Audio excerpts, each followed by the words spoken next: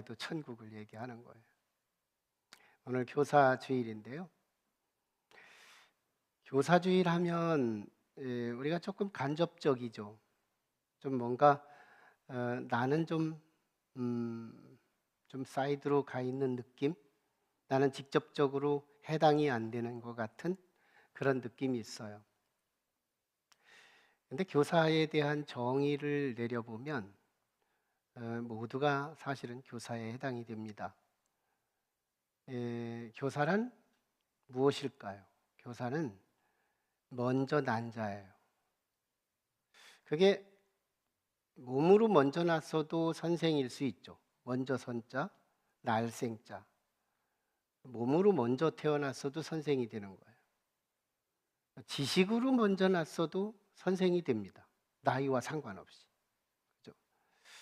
어떤 기술로도 먼저 배웠으면 선생이 되는 거죠. 정보로도 내가 먼저 들었으면 선생이 되는 거예요. 그러니까 어느 영역이든지 내가 먼저 났으면 선생이 될 수 있다. 그런 점에서 사실은 선생만 선생이 아니라 누구나 선생이 될 수 있다. 또 보편적으로 정의를 내리면 영향을 미치는 자, 어떤 영향을 끼치는 사람, 이것이 선생일 수 있습니다. 그런 의미에서 학교 교사, 선생님이죠. 그리고 우리 교회의 주일학교 교사, 선생님이죠. 당연직이에요. 이건 부인할 수 없는 선생이죠. 자, 그런데 우리 알고 보면 목사도 또 하나의 선생이에요. 네. 우리 성도들이 저를 선생으로 볼까, 영적인 부모로 볼까, 무언가 하나는 택해야 되지 않을까? 네. 자기 자리에서 담임 목사에 대해서 영적인 아버지로 생각할까? 영적인 선생으로 생각할까? 자기 선택이 필요합니다. 그래서 좀 문자 하나라도 좀 이렇게 주면 그 기회에 한번 소통할 수 있지 않겠어요? 또 목회자가 선생이라면 셀 리더, 각 성도들의 소그룹을 이끄는 리더들도 선생의 자리가 될 수 있어요. 또 우리 부모님은 어떨까요? 부모님. 우리 가정교육이라는 용어를 쓰는데요. 교육이라고 쓴다면 부모님은 또 하나의 또 교사가 되는 거예요. 가정교육. 아마 어릴 적에 배우는 가정교육이 한평생 가는 영향력을 입는지도 모릅니다. 한평생 배우는 거죠. 가정에서 배웠던 어릴 적에 영향을 입었던 것이 평생 간다. 네. 또 뭐 군사부 일체, 임금과 선생과 아버지는 같은 자리로 대우한다. 그런 점에서도 부모님은 선생의 자리에 갑니다. 더 넓게 우리는 친구 관계는 어떨까요? 그냥 친구끼리 너하고 나하고 사귀고 교제하고 끝나는 게 아니에요. 친구에서 배우는 게 굉장히 많습니다. 너에게서 나에게 배움이 되고 또 나는 너에게 배움이 기여가 되고 그런 의미에서 친구들도 어떤 의미에서는 교사가 됩니다. 선생 역할이 되는 거예요. 그러니까 배움의 모든 영역, 모든 대상, 그는 우리의 선생으로 예우할 수 있어요. 그래서 길 가다가 저분의 신분이 정확히 알지 못하면 선생님 하고 부르면 싫어하지 않아요. 그리고 신뢰가 안 됩니다. 모두는 선생으로 대우할 수 있어요. 그런 점에서 오늘 우리 교사 주일에 우리는 이 말씀, 오늘 선포되는 이 말씀은 우리 모두에게 해당이 됩니다. 여러분, 교육의 결과는 질서예요. 그리고 행복이에요. 그리고 사람다움의 공동체를 만들어가기 위한 목적입니다. 우리 배우는 목적이 뭘까요? 그냥 망가지기 위해서? 혼돈, 무질서? 이게 아니죠. 배움의 목표는 행복하게 살아갈 수 있는 그런 삶을 위해서 우리가 영적인 또는 정보적인 기여와 도움을 받는 것. 그런 의미에서 우리 모두가 교사예요. 오늘 말씀을 들으면서 나의 교사의 유형은 어떤 유형이며, 그리고 나는 어떻게 교사로서의 자리를 다시 딛고 일어날 것인가, 이것이 세워지는 기회가 됐으면 좋겠습니다. 미국의 아동심리학자 바움린드라는 사람은 이 교사 유형을 넷으로 구분합니다. 가장 첫 번째 유형은 독재형이에요. 독재자형. 그는 굉장히 권위주의죠. 그래서 그는 소통도 잘 되지만 통제도 잘해요. 그런데 그 따르는 학생들에게 저항감, 반항심을 키울 수 있다는 거예요. 뭐 나한테 함부로 마구잡이로 명령하고 시키고 독재형으로 나에게 영향을 끼치면 아마 우리들도 다 반항심이 생길 거예요. 이 독재자형, 이건 우리가 경계해야 할 선생형이다. 우리 이웃과의 관계형이다. 또 하나가 있다면 해결자형입니다. 이 해결자형은 소통이 잘 된다는, 그리고 이웃으로부터 호감을 얻는다는 장점이 있지만, 이 해결자는 결정장애를 일으키는 팔로우자가 됩니다. 나를 따르는, 나에게 영향을 입은 사람이 결정을 못해요. 네, 나의 선생님이 모든 걸 다 해결해 주거든. 그래서 모든 걸 해결해 줘. 우리 가정에서도 부모님이 자녀에 대해서 모든 걸 다 해결해 주는 해결자 부모형, 이것도 문제가 되는 거예요. 결국은 자녀들이 스스로 결정할 수 없게 만들고, 또 스스로 판단하는 것이 옳은지 그른지의 판별력이 세워지지 못하는 이런 단점들이 있어요. 해결자형, 이것도 친절성은 있지만 장래형은 못 된다. 또 방임자형이 있습니다. 방치형, 그냥 내버려 둬요. 이런 경우는 나를 따르는 자를 편하게는 해주지만 그러나 그가 결국은 방종하고 비행 청소년이 되기가 쉽습니다. 자신의 삶의 가치가 바른지 그른지 판단도 못할 뿐 아니라 방종하는 거예요. 내가 어떻게 가야 할지, 나에게 가이드해 주는 사람이 없으니 그의 삶의 방향이 어둡기만 하고 혼란스럽기만 하는 거예요. 마지막 유형이 안내자형입니다. 아마 이 안내자형이 소통도 잘 되고 통제도 적극적으로 이루어지는 리더형인데요. 대화도 잘합니다. 이 안내자형 자주 대화하고, 그러면서 자주 브레이크도 잡고, 그릇된 판단이 이루어지면 따끔하게 책망도 하고, 그 대신에 책망을 하되 이 피할 길을 열어주는, 대안을 제시해주는 이런 안내자형 교사.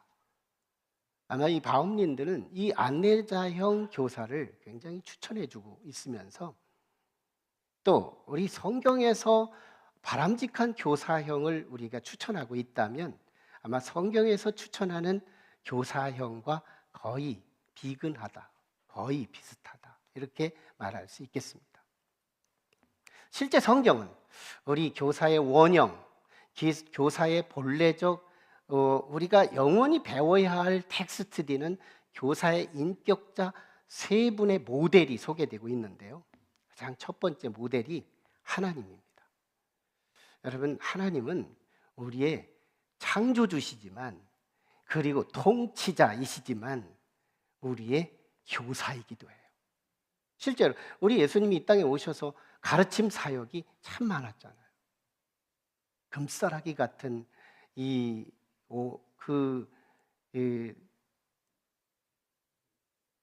복음을 증거하면서 마태복음 5장부터 7장까지 주어지는 이 황금 싸라기 같은 메시지들이 다 예수님의 가르침에서 나오는 거예요. 그러니까 하나님의 이 티처, 선생으로서의 역할.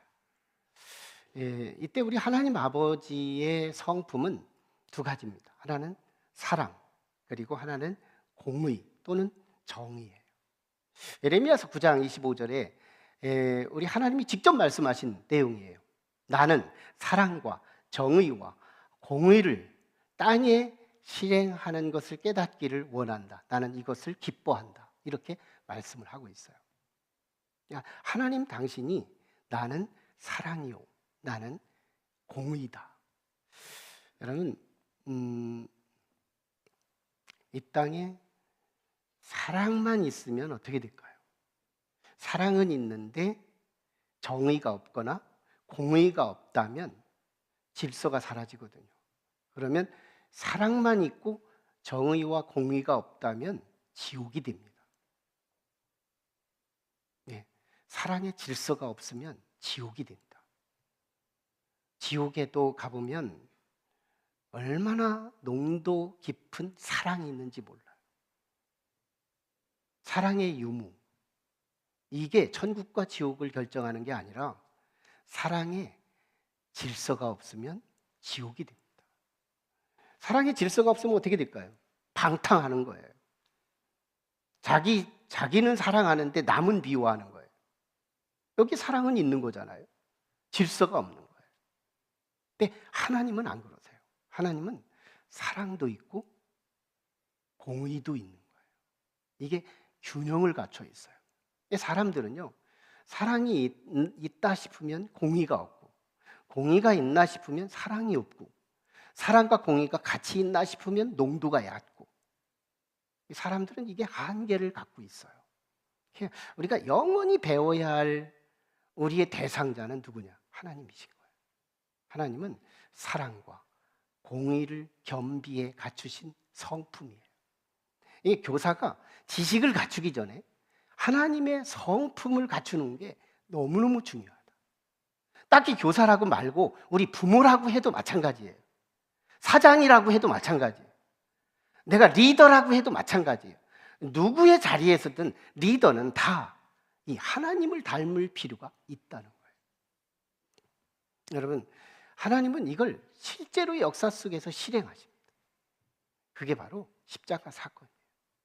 이 십자가 사건은 하나님의 사랑과 공의가 동시적으로 충족시킨 사건. 십자가는 너무너무 신비한 거예요. 십자가를 묵상해 보세요. 저건 보고 같은 창고. 너무너무 우리에게 너무너무 유익한 묵상에 너무너무 충만한 보배들이 들어있는 거예요. 하나님의 사랑과 공의가 녹아 있어요. 여러분, 하나님의 법칙이 있어요. 죄값은 사망이다. 다시 말하면 죄값은 심판이다. 죄인은 반드시 응징을 당한다. 양보가 없어요. 하나님이 정한 것은 1.1핵도 없어지지 않고 그대로 이루어갑니다. 그냥 밀고 가는 거예요. 자, 그런데 사람들이 다 죄를 지은 거예요. 의인은 없나니? 아무도 없어요. 이 땅에 하나님이 눈 씻고 봐도 의인이 없는 거예요. 그런데 하나님이 만드셨고, 하나님이 만들어진 것이 망가지는 것이 하나님이 허용될 수가 없는 거예요. 그래서 하나님이 계획을 세우십니다. 하나님의 계획. 그게 뭐냐? 죄값은 반드시 치러야 되기에 어떻게 할까? 그래서 하나님이 당신의 하나밖에 없는 아들을 희생시키기로 작정합니다. 그리고 우리의 죄를 예수님에게, 하나님의 아들에게 덮어 씌워버리는 거예요. 우리도 살다 보면 억울하게 죄딱지가 우리에게 덮어 씌워질 때가 있잖아요. 난 정말 억울하다고, 나는 아무 죄가 없는데 나보고 죄인이라고 덮어 씌울 때가 있잖아요. 우리 예수님이 그랬다는 거예요. 얼마나 억울한 사건이에요. 이건요, 당신의 사랑하는 아들을 심판하면서 나를 구원하기 위한 그 사랑이라고 할 적에 이 사랑은 세상에서 보기 어려운 사랑이에요. 우리 가정에서 이런 사랑 봤어요? 자기 아들을 죽여가며 우리를 사랑하시는 그 사랑이 우리 기독교인들이 받고 있는 사랑이에요. 어마어마한 사랑입니다. 이걸 이름해서 우리는 이렇게 말해요. 나를 나보다 더 사랑한다. 누가요? 하나님 아버지가. 이 노래가 있어요. 찬양 한번 우리 띄워보세요.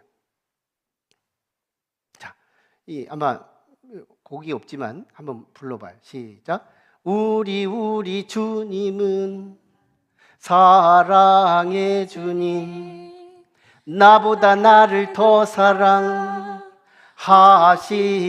주님, 우리 주님은 임마누엘의 주님, 우리와 함께 계시는 임마누엘의 주님.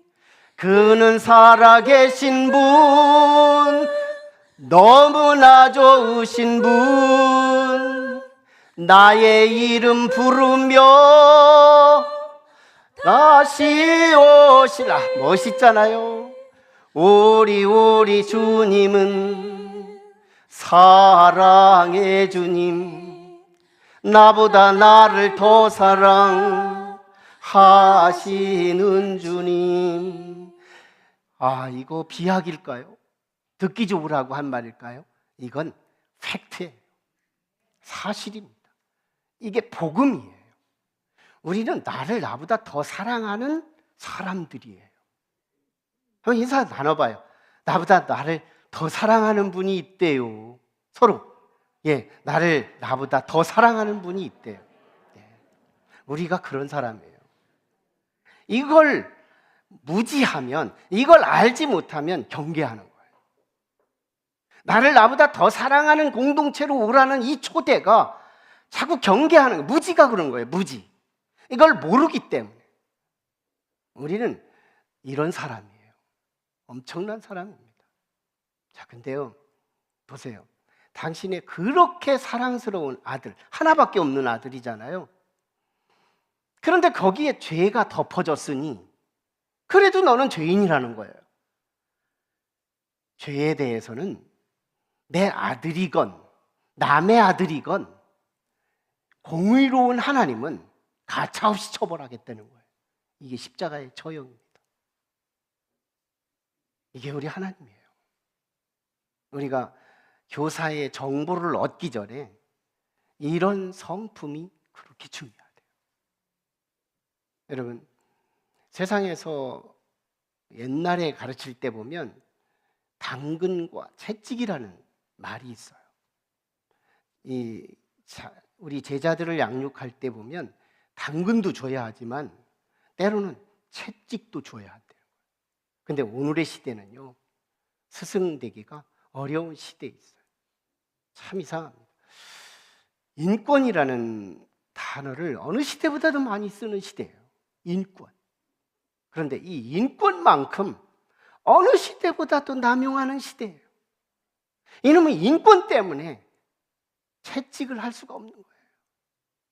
잘못된 문화에 빠져 있어요. 스승이 될래 될 수가 없는. 이제는 스승이라는 단어는 사전에서나 찾아볼까 말까 하는 단어가 됩니다. 소멸 단어. 그래서 우리는 스승의 주일이 아니라 교사 주일이에요. 스승 보기가 너무 어려우니까. 저도 별거 아니고요. 네, 당근과 채찍이 균형이 깨진 거예요. 근데요, 옛날에 우리는 솔로몬을 통해서 이게 초기에 잘 흘러갑니다. 하나님에게서 솔로몬에게 잘 넘어가요. 성품.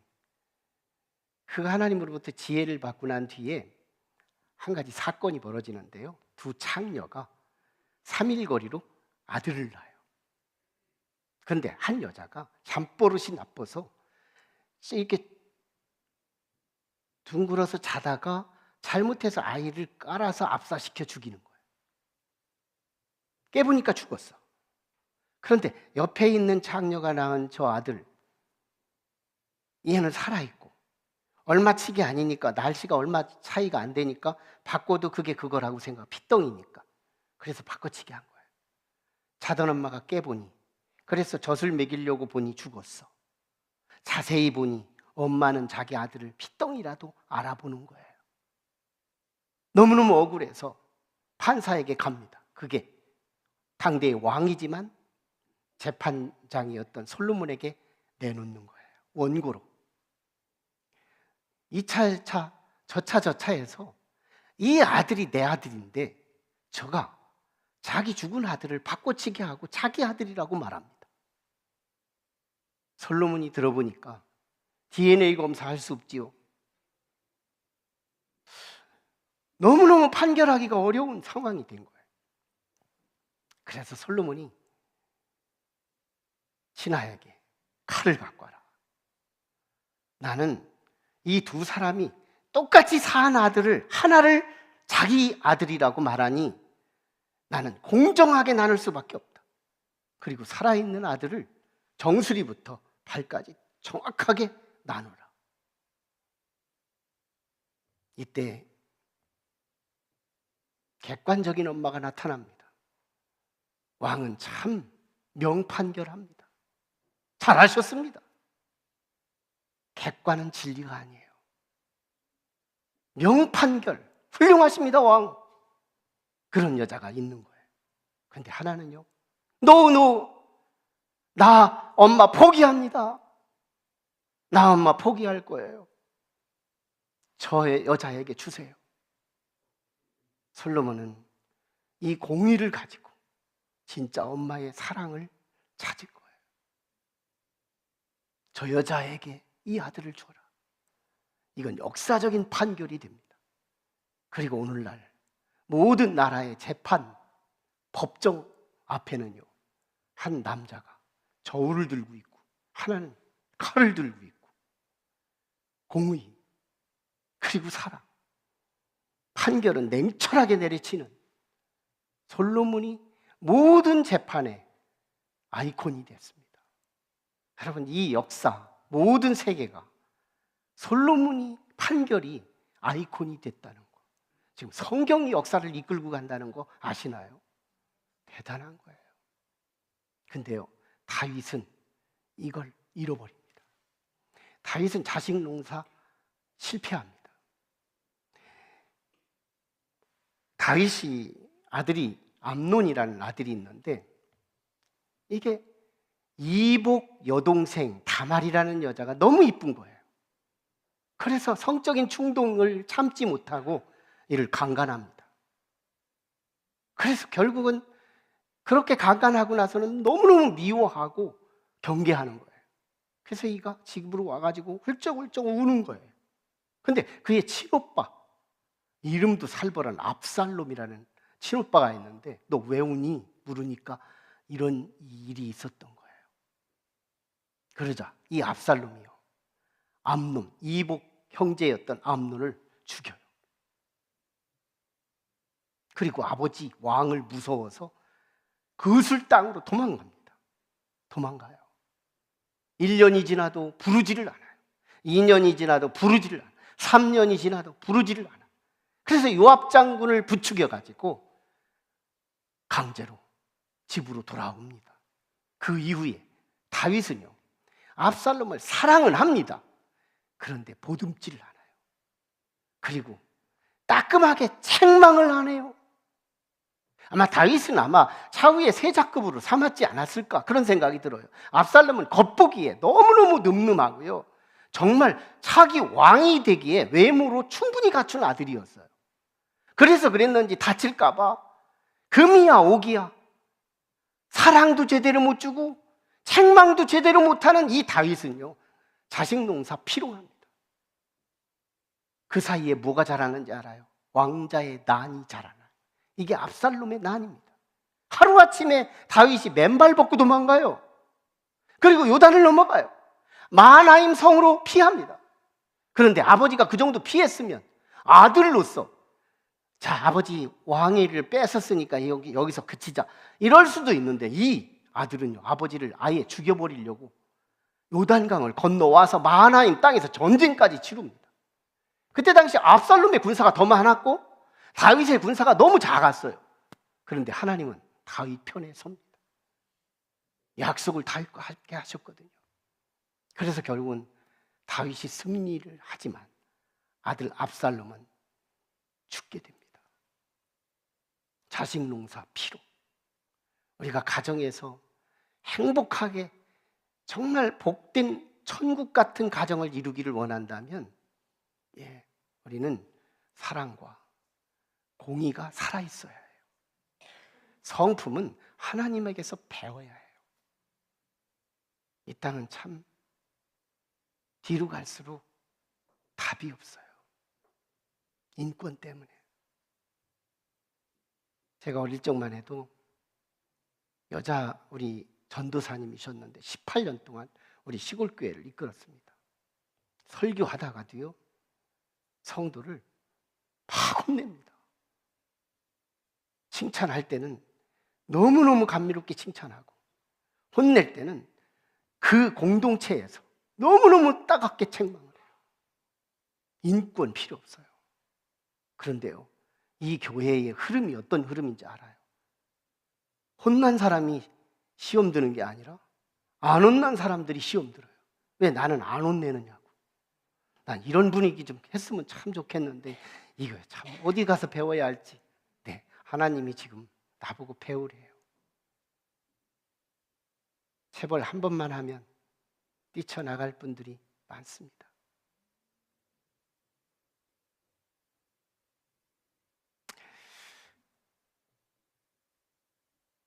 교사의 모델 두 번째는 예수님이에요. 요한복음 13장 14절 15절에 보면 너희가 나를 선생이라고 하는데 너희의 말이 옳도다. 내가 선생으로서 너희의 발을 씻은 것처럼 너희도 서로 발을 씻어주라. 내가 너희에게 본을 보인 것은 너희도 내가 한 대로 따라하기를 바란다. 이렇게 말씀하십니다. 예수님께서 교사의 모델이세요. 교사는 뭐냐? 저는 이 자신이 가지고 있는 걸 가지고 남을 힘들게 하는 것처럼 안타까운 인물이 없어요. 내가 가지고 있는 지식, 내가 가지고 있는 은사, 내가 가지고 있는 장점 가지고 남을 따갑게 하는 것처럼 폭군이 없다. 우리 세상에서 이렇게 말해요. 배워서 남 주냐? 자녀들에게 공부시키려고, 자녀들에게 숙제시키려고 언제나 우리 고정 멘트, 우리 부모들이 하는 고정 멘트, 배워서 남 주냐? 너 잘 되라고 하는 거야. 이거 오답입니다. 성경은, 그리고 우리의 선생 되신 모델 예수님은 이렇게 말씀합니다. 배워서 남 주라고. 내가 먼저 가진 것은 남에게 흘려보내라고, 섬기라고. 그럴 때 이 섬김의 태도는 너무 중요해요. 섬김의 태도를 보세요.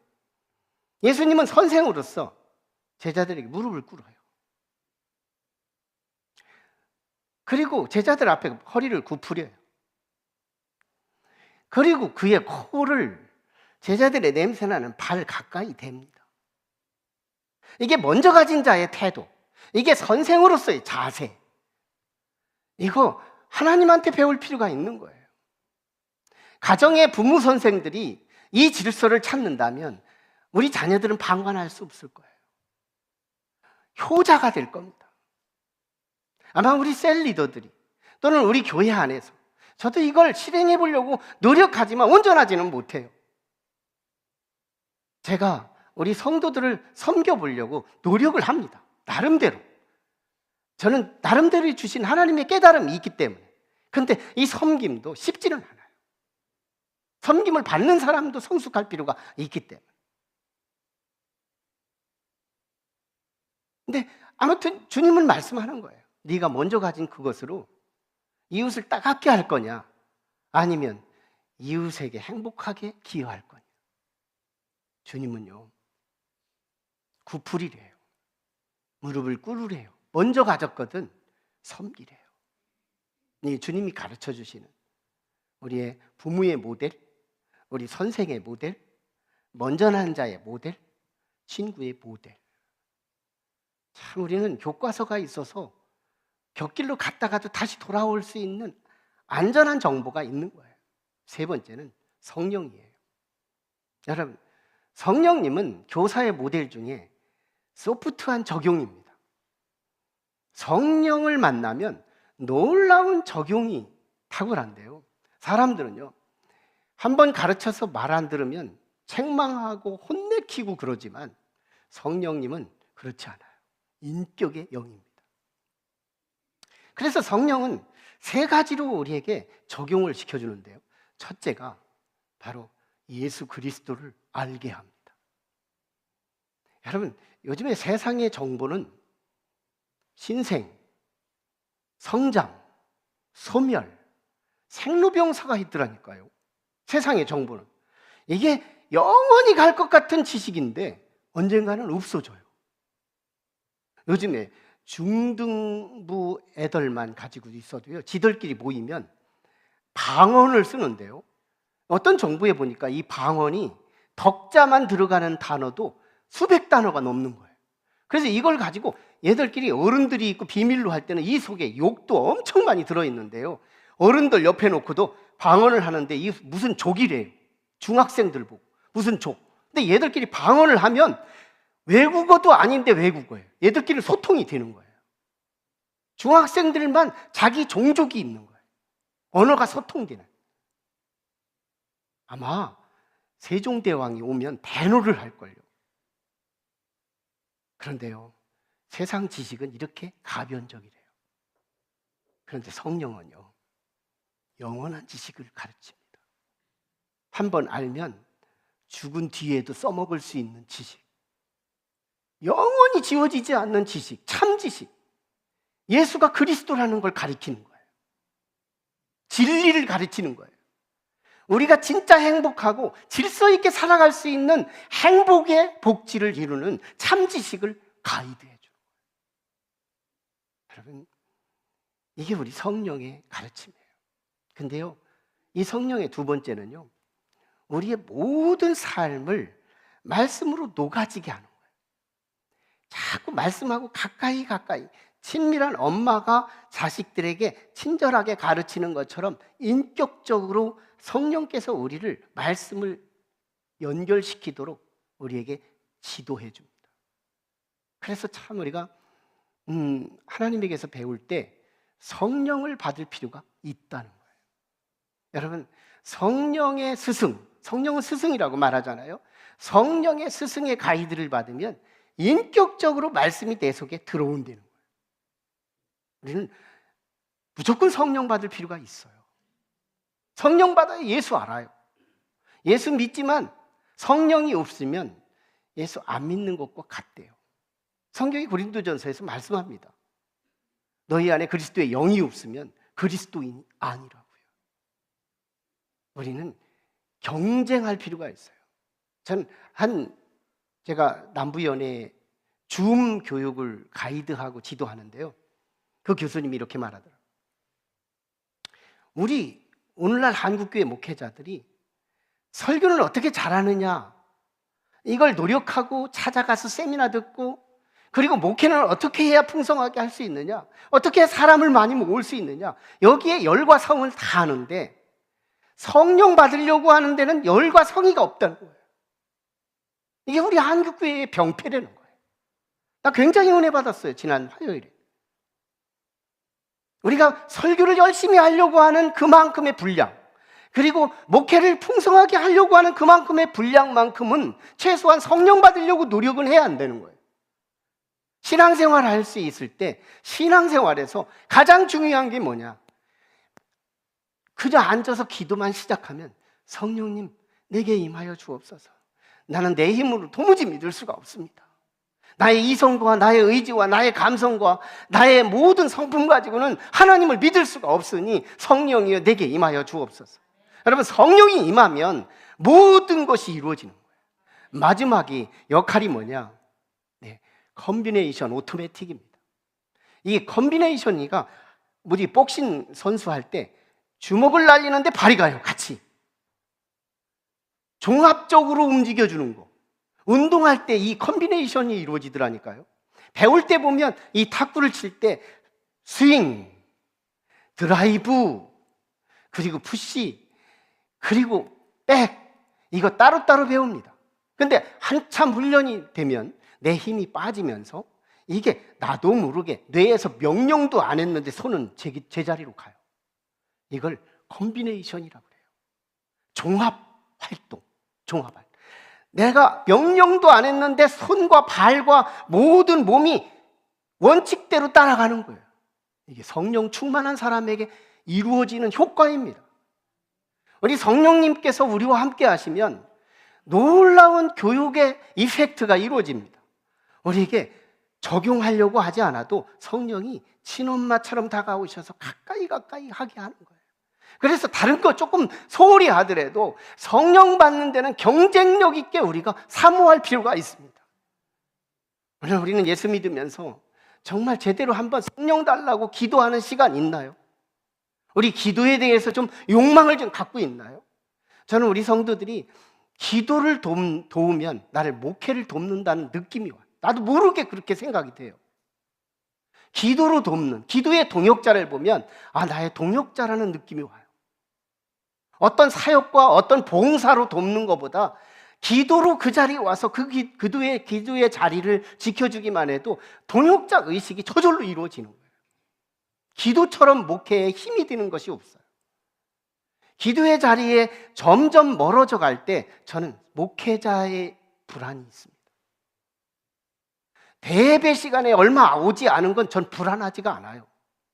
기도의 자리가 점점 자리가 비어질 때 전 불안함이 옵니다. 진짜 나는 성령의 그 이펙트를 누구보다도 실감하고 알기 때문에 실제는 이 기도가 나에게 얼마나 힘이 되는지 몰라요. 다른 거 조금 부족해도 괜찮다는 거예요. 봉사의 부족함, 다른 어떤 것이 부족하더라도, 헌금이 정말 부족하더라도 우리는 내가 이 기도 속에서도 성령 달라고 기도하는, 성령에 대해서는 둘째가라면 서러운 만큼 성령에 대한 사모함이 될 수 있다. 오늘 우리는 신앙은요, 컴비네이션 오토매틱 시스템으로 돌입하게 되는 거예요.